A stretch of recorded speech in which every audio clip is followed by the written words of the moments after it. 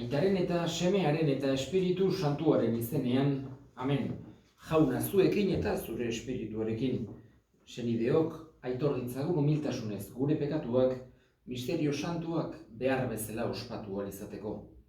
Erruki jauna, Kristo erruki jauna, erruki dakigula, jainko guzti zaltsua eta gure pekatuak barkaturik eraman gaitzala betiko bizitzara. Amen. Egin dezagun otoitz. Jainko jauna, zuk Jesu Kristoren bidez eta Espiritu Santua isuriz zure erreinuko ateak zabaldu dizkigu. Egizu horren doai handiak jasorik gu ere zure zerbitzuan gero eta gehiago jardun gaitezela eta saia gaitezela gure fedearen aberastasunak modu sakonagoan bizitzen. Jesu Kristo gure jaunaren bitartez zurekin eta Espiritu Santuarekin jainko eta errege bizi baita gizaldi eta gizaldietan. Amen. Apostoluen eginen liburutik. Egun haietan Agripa erregea eta Berenize etorri ziren Zesareara, Festo agurtzera, eta egun asko egin zituzten ezan Festok Pauloren auziaren berri eman zion erregeari. Esanez, bada hemen Felixek preso utzi zuen gizon bat, Jerusalenen nengoela, judutarren apaizburu eta zaharrak etorri zitzaizkidan, haren aurka zigor epai eske. Nik erantzun nien erromatarren artean, ez dela ohitura inor errudun jotzea, lehenengo haren salatzaileekin aurrez aurre hitz egin gabe, eta leporatzen zaionari buruz defendatzeko aukera eman gabe. Beraz, nerekin etorri ziran Zesareara, eta biharamonean, inongo luzapenik gabe, auzi mailan eseri nintzen eta gizon hura ekartzeko agindu nien. Baina salatzaileak aurkeztu zirenean, ez zioten nik uste nuen salaketarik bat ere egin, haien erlijioari buruzko goraberak baino ez ziren, eta hiladan eta Paulok bizi dela zioen Jesus delako bati buruzkoak. Nik ez nekienez auzi hori nondik nora eraman, Jerusalenera joan nahi ahal zuen galdetu nion. Han epaitu zezaten, baina Paulok gora jo zuen, auzia enperadore jaunak erabaki zezala eskatuz. Beraz, gartzelan eukitzeko agindu nuen, enperadorearengana bialdu arte. Jaunak esana, eskerrak zuri jauna. Kanta jaunari lur guziak egin alaitzu haren naia. Zoazte pozik haren gana, gora eta gora ari kanta. Kanta jaunari lur guziak egin alaitzu haren naia. Jauna zuekin eta zure espirituarekin Jesu Kristoren evangelioa San Juanen liburutik, haintza zuri jauna. Jesusek ikaslei agertu eta gosaldu ondoren esan zion Pedrori, Simon Joanen seme, hauek baino maiteago al nauzu. Harek erantzun, bai jauna, badakizu maite zaitu dela. Jesusek orduan, janaritu itzazu nire bildotsak. Bigarrenez galdetu zion Jesusek, Simon Joanen semea, maitea nauzu. Harek erantzun, bai jauna, badakizu maite zaitu dela.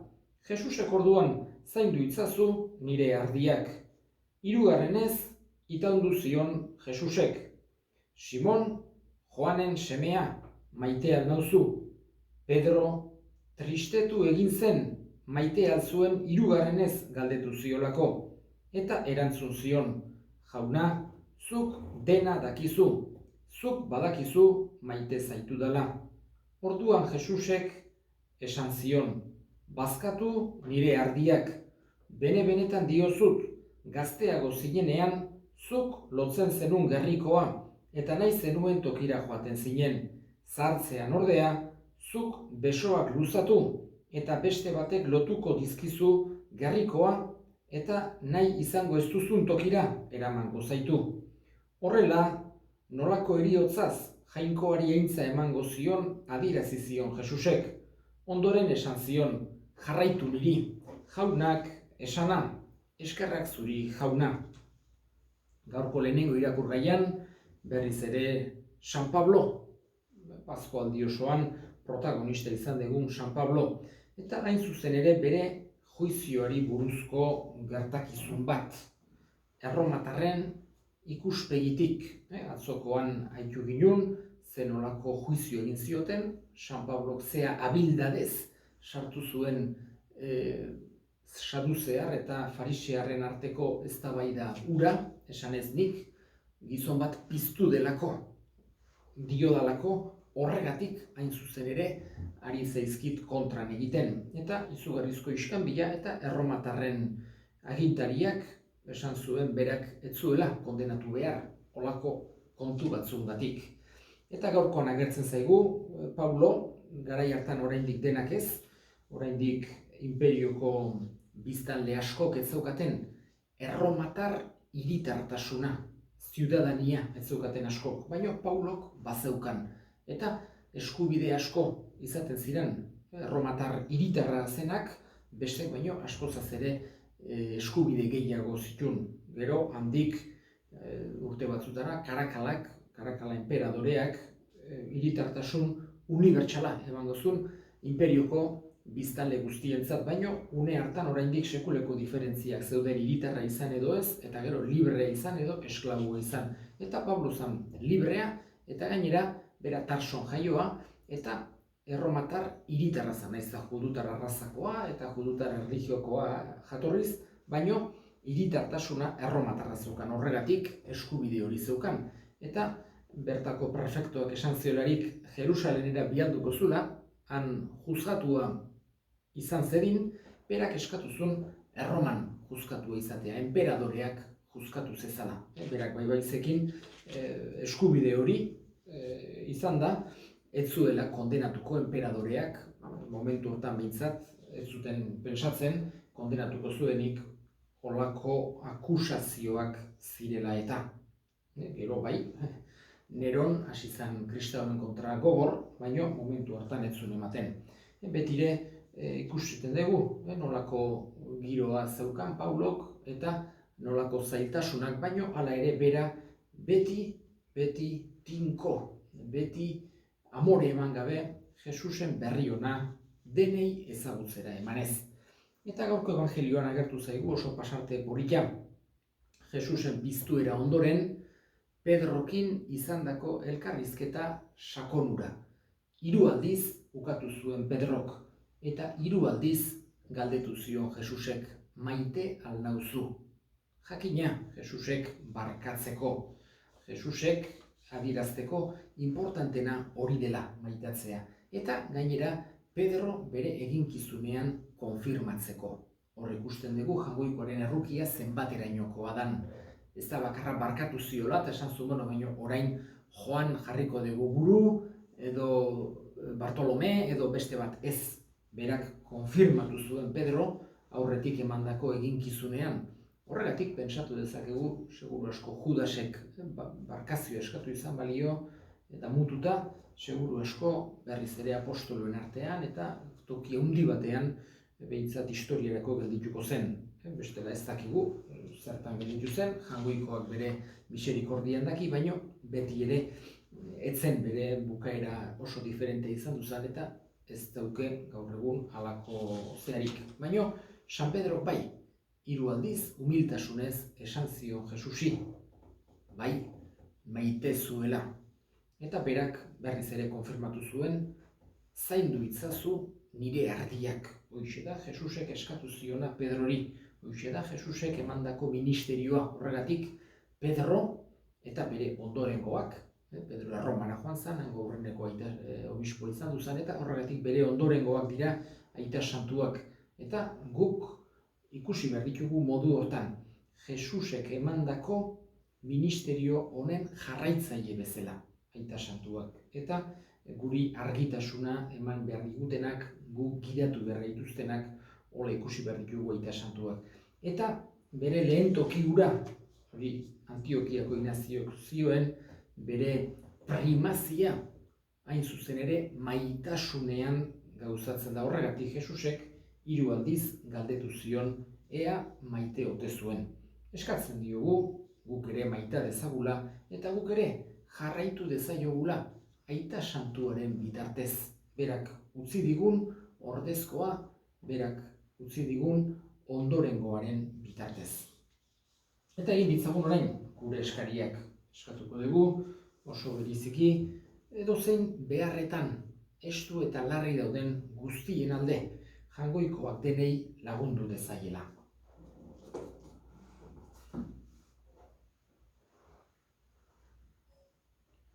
Hartu aita zerukoa, jainko ta jaun betikoa, onartu gure eskaintza, ogia eta ardoa. Senideok egin dezagun otoitz, guztiok batean eliza osoaren oparia Jangoikoari eskaintzerakoan, jainkoa goresteko eta gizona salbatzeko. Arren jauna, begira atseginez zure herriak egiten dizkizun eskaintzak eta Espiritu Santuak garbi gaitzala, zuri sakrifizio atsegina aurkezteko gauza izan gaitezen Jesukristo gure jaunaren bitartez. Amen. Jauna zuekin eta zure espirituarekin gora bihotzak jaunagan dauzkagu. Eskerrak Jangoiko gure jaunari. Egokida eta zuzen, egokida bai eta zuzen, non nahi eta beti zuri eskerrak ematea jauna. Aita guztiz santu, Jangoiko alguztidun beti ereko horri Jesukristo gure jaunaren bitartez. Bera da zure hitza, beronen bidez egin dituzu diren guztiak, bera bialdu diguzu salbatzaile eta erosle Espiritu Santuaren egitez gizon egina eta Birjinagatik jaioa. Berak zure nahia betetzeko eta zuretzat herri santu bat irabazteko gurutzean besoak zabaldu zituen eta heriotza ezereztuz nagusia gertu piztuera. Horregatik, aingeru eta santu guztiekin guk ere zure ospetaintza goresten ditugu bihotz batez kantari. Santu, santu, santua, santu, santu, santua, diren guztien jainko jauna, santu, santu, santua, zeru lurrak beterik dauzka zure dizdirak, Osana zeru goienetan, Osana zeru goienetan.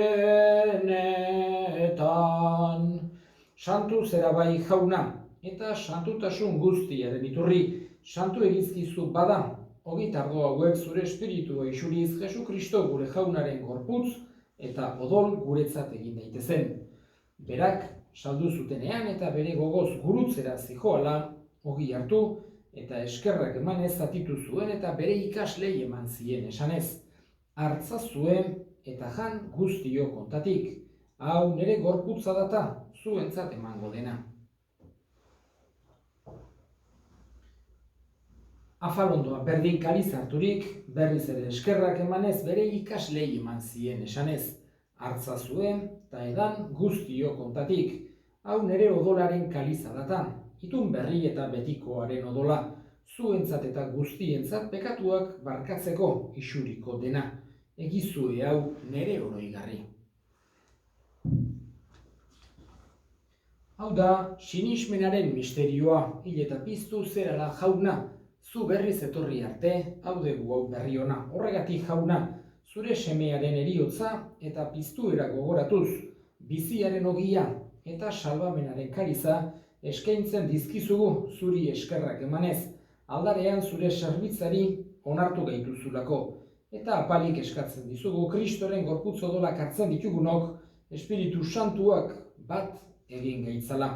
Gogoan izan jauna, mundu guztian zabaldurik dagoen zure eliza. Eramazu meitasun osora Frantzisko gure aita santuarekin, Carlos gure hartzaiarekin eta Liz gizon guztiekin batean. Gogoan izan jauna, pizteko itxaropenean joan diren gure senideak eta hildako guztiak, harritzazu zure aurpegiaren argitan. Errukizakizkigu arren, guk guztiok betiko bizitza iritsi dezagun. Jangoikoaren ama Maria doatsuarekin, San Jose bere senarrarekin, apostolu santuekin eta gizaldi guztietan zure adiskide izan diren santuekin, haiekin batean gore zaitzagun Jesu Kristo zure semearen bitartez. Honen bitartez, honekin eta honengan, zuri aita jangoiko alguztidun horri Espiritu Santuarekin batean, ospetaintza guztia gizaldi eta gizaldi guztietan. Amen. Salbatzaileak, aginduta erakutsiari jarraituz, bildur gabe esan dezagun gure aita, zeruetan zerana, santu izan bedi zure izena, etor bedi zure erreinua, egin bedi zure naia zeruan bezala lurrean ere, emaiguzu gaur egun ontako ogia, barkatu gure zorrak, guk ere gure zordunei barkatzen diegun ezkero, eta ez gu tentaldiren aman, baina atera gaitzazu gaitzetik. Atera gaitzazu jauna gaitz guztietatik, emaiguzu pakea gure egunotan, zure errukiari eskarpekatutik garbi bizi gaitezen, eta estualdietan sendo, betiko zorionaren itxaropenean Jesu Kristo gure salbatzailea, noiz etorriko den zai gaudela, zurea dezu erregetza, zureak ospeta indarra, orain eta beti. Jesu Kristo gure jaunazuk, esana da apostoluei pakea uzten dizuet, nire pakea ematen. Begira zure elizaren sinismenari eta ez gure pekatuei, eta zure gogoa den bezala, emaiozu elizari pakea, eman batasuna, errege bizi baizera, gizaldi eta gizaldietan, amen.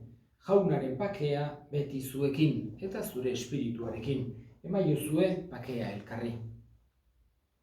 Jangoikoaren bildotsa, zuk kentzen dezu munduko pekatua, erruki jauna. Jangoikoaren bildotsa, zuk kentzen dezu munduko pekatua, erruki jauna. Jangoikoaren bildotsa, zuk kentzen dezu munduko pekatua, emaiguzu pakea. Una hemen jangoikoaren bildotsa, ona munduko pekatua kentzen duena zoriontsuak jaunaren maira deituak. Jauna, ni ez naiz inor, zure betxean sartzeko, baina esan zazuitz bat eta sendatuko naiz. Zinago?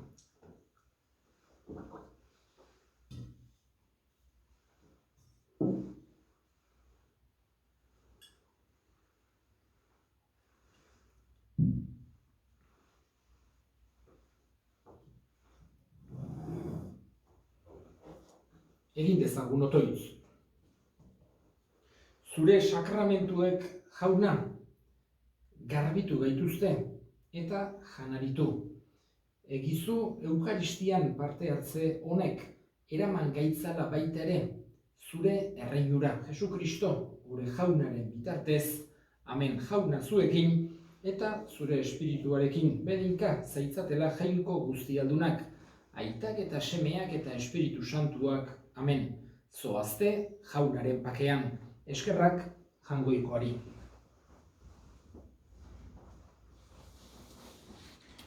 Agurrama errukiz betea, jainkoaren grazizko lorea, itxaropen ustelik gabea, amapozez jainkoak asea, o Maria,